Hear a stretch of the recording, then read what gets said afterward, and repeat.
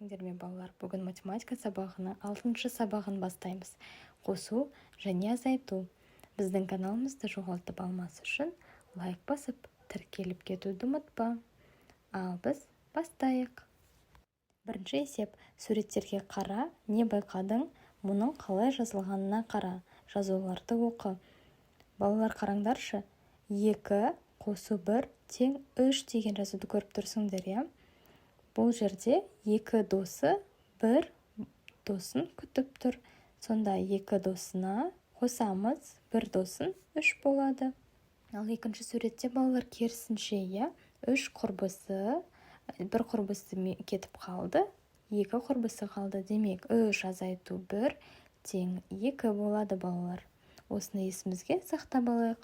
Келесі есеп. Суреттер мен оларға берілген жазуларға қара. Оларды оқы. Балалар, қараңдаршы, астында жазылып тұр. 1 қосу 2 тең 3. Демек, 1 оқушыға 2 оқушы келіп қосылса, тең 3 болады. Ал келесі суретте керісінше, 3 оқушының 2-і кетіп қалды. Демек, 3 азайту 2 тең 1. Тек қана 1 оқушы қалды. Түсінсек, келесі есепке көшейік балалар. Есіңде сақта. Балалар, қараңдаршы, қосылғыш, қосындының мәні деп айтылады екен. Демек, 2 бізде қосылғыш, оған 1-ді қосамыз, ол да қосылғыш болады. Тең 3 дегеніміз қосындының мәні екен балалар. Енді азайғышқа көшейік.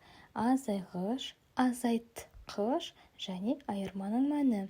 3 бізде азайғыш екен балалар. 1 болса азайтқыш, 2 болса айырманың мәні. Демек, 3 азайту 1 тең 2.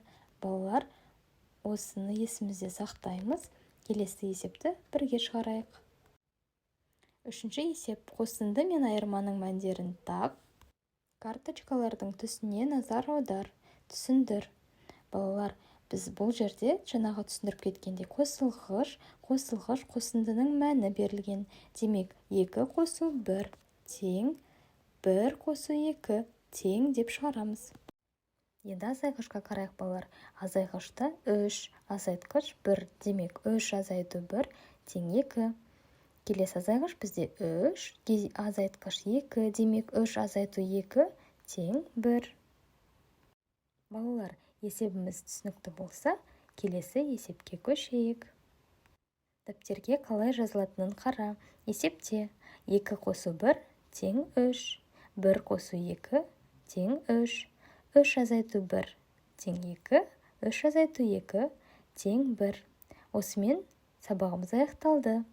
Балалар, бізді жоғалтып алмас үшін лайк басып, тіркеліп кетуді ұмытпа. Сау болыңдар балалар.